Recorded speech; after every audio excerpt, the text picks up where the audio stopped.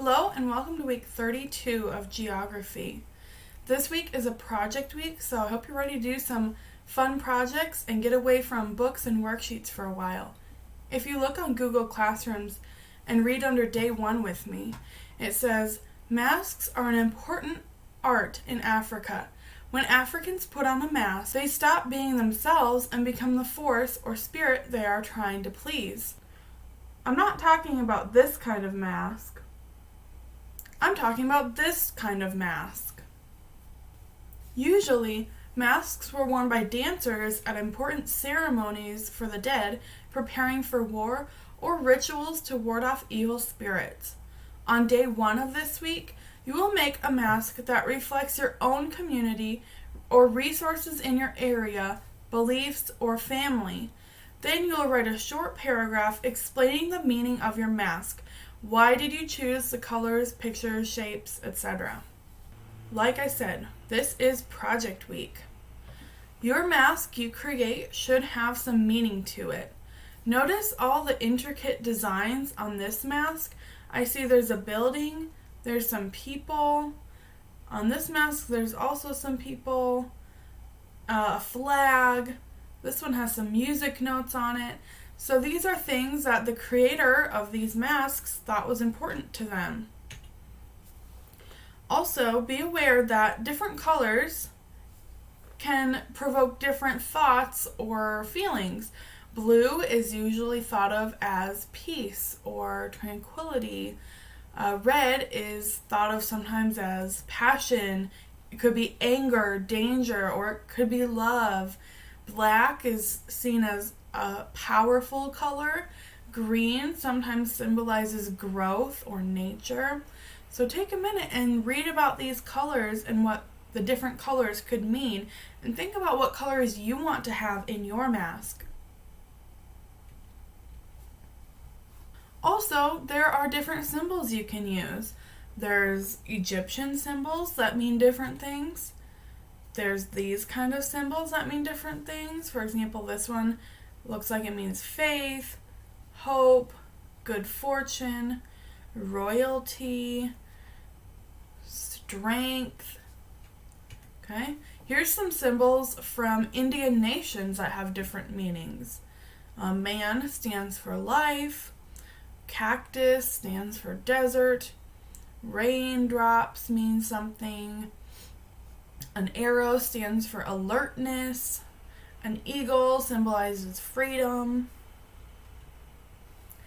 There are also emojis, and emojis mean different things as well, like this happy chocolate ice cream swirl emoji.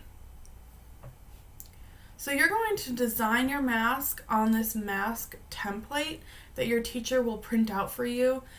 Just think about, once again, the different colors and shapes and what meaning you want to put into your mask. Something about yourself, something about your family, friends, something that has meaning to you. And then you're going to write, once again, a short paragraph explaining the different symbols and colors you chose for your mask. On day 2, you're going to watch the video How Zebras Got Their Stripes, this one right here. Then you will write your own folk story explaining a natural occurrence. Include dialogue in your story, so have the characters talk to each other, and when they're talking, use quotation marks, right? Be sure to use correct grammar, punctuation, capitalization, etc. Perhaps your teacher will put this as an English grade and a history grade, because it kind of has to do with writing too, right? Some examples of what your story could be about. You could answer the question, why are there earthquakes? How did the sun and moon come into existence? What causes a volcano to erupt? This year I had one student write about why it snows, and they talked about the abominable snowman was in a fight with another monster, and they both want it to snow. So whenever they fight, it's snowing outside. If you're having trouble figuring out what to write about, how many of you have a younger sibling or a younger cousin or have talked to little kids at all? You know that they ask, why does this happen? Why does that happen? Why does this happen? Why is the sky blue? Why does my stomach growl when I'm hungry? Why are grown-ups so grumpy? You are taking a question like a little kid would ask, and you're making up an answer. So let's say your little sibling or little cousin asks you, why is the sky blue? And you're sick of answering their why questions. Why this? Why that? So you just say, the sky is blue because God dropped the blue paint. So they just stop asking a question, right? You're making your own folk story about why something happens. So you're just thinking of one question that a little kid would ask, and you're writing the answer to that question. But instead of giving them a real answer, you're just making up the story. Why is the sky blue? Because Zeus spilled the paint. Why was he painting? He wanted to win a prize in a contest. What contest? The Medusa painting contest. So any silly answers are fine. We're not scientists. We're just making up a folk story. Now, I do expect your stories to be at least 5 sentences long. No good story is really less than 5 sentences, okay? We're telling a story, you want it to be interesting. You can pretty much make up whatever you want to make up about something that occurs in nature. And yes, it does need to be 5 sentences minimum.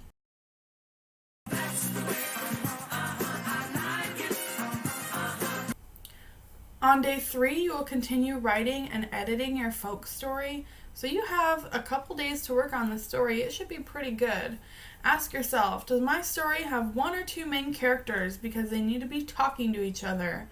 Does the character in my story have a problem?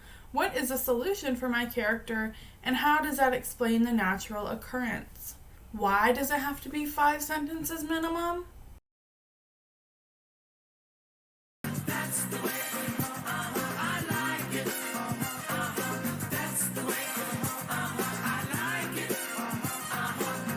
On day 4, you'll watch the video, The Bead Man of Ghana, this video right here.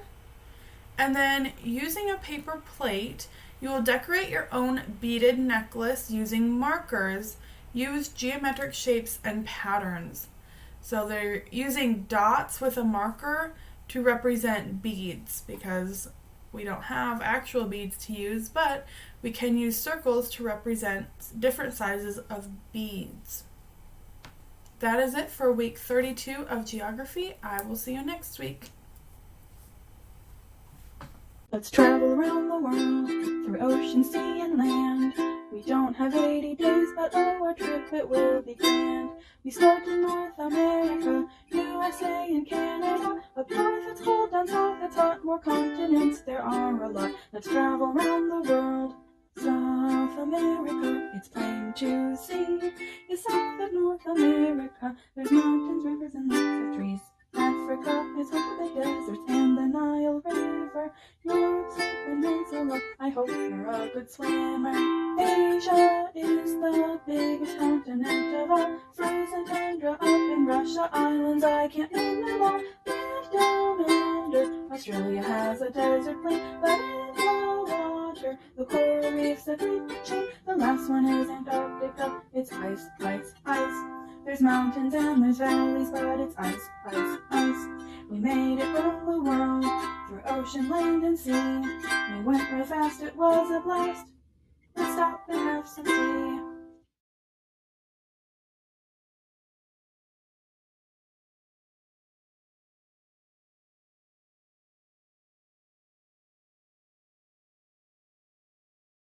That's the way, I like it, That's the way, I like it,